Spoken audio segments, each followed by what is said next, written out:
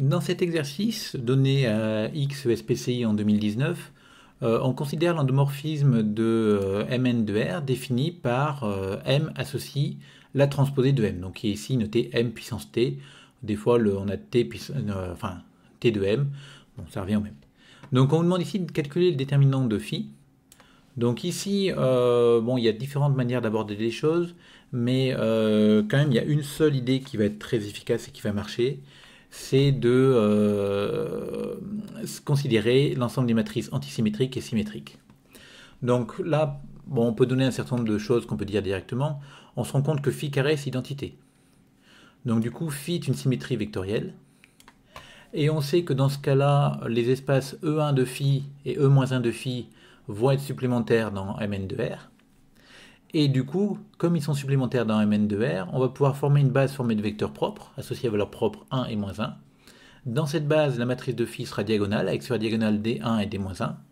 Et donc le déterminant, ça fera finalement soit plus 1, soit moins 1. La question étant de choisir lequel des deux.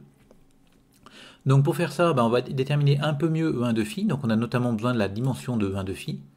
Donc E1 de phi, c'est l'ensemble des M de Mn de R tels que la transposée de M égale M. C'est la définition de Sn de R, l'ensemble des matrices symétriques.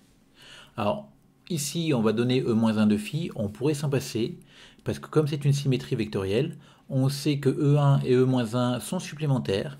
Et donc, la dimension de E-1, ce sera la dimension de Mn de R, c'est-à-dire n carré, moins la dimension de E1 de phi, c'est-à-dire nn plus 1 sur 2. Bon, mais là, ça ne nous coûte vraiment pas grand-chose de donner E-1, parce que E-1, c'est l'ensemble des matrices qui vérifient que la transposée de M égale moins M. Donc, c'est l'ensemble des matrices antisymétriques. Et donc, du coup, on a AN de R plus SN de R qui est égal à Mn de R, donc c'est une propriété classique. Et on a ici une autre manière de le redémontrer, parce que comme phi est une symétrie, on sait que E1 et E-1 sont en somme directe, et comme E1 c'est Sn de R, E-1 c'est AN de R, on obtient cette décomposition de Mn de R en somme directe de AN de R et de Sn de R.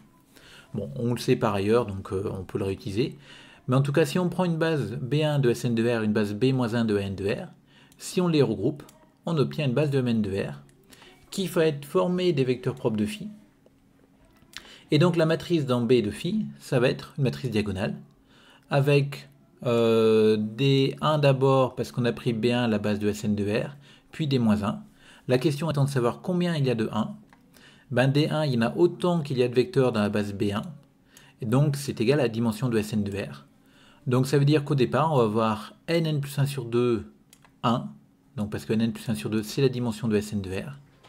Puis on aura D-1, mais combien? Autant qu'il y a de vecteurs dans B-1, c'est-à-dire autant que la dimension de n de R, c'est-à-dire n-1 sur 2. Et donc du coup, comme cette matrice est diagonale, on obtient que le déterminant de phi, qui est égal au déterminant de cette matrice-là, parce qu'on sait que le déterminant d'un endomorphisme ne dépend pas de la base dans laquelle on écrit matriciellement l'endomorphisme, donc on va prendre la base B, ça va être le produit des termes diagonaux, donc 1 puissance nn plus 1 sur 2, fois moins 1 puissance nn moins 1 sur 2, et on obtient finalement que ça fait moins 1 puissance nn moins 1 sur 2.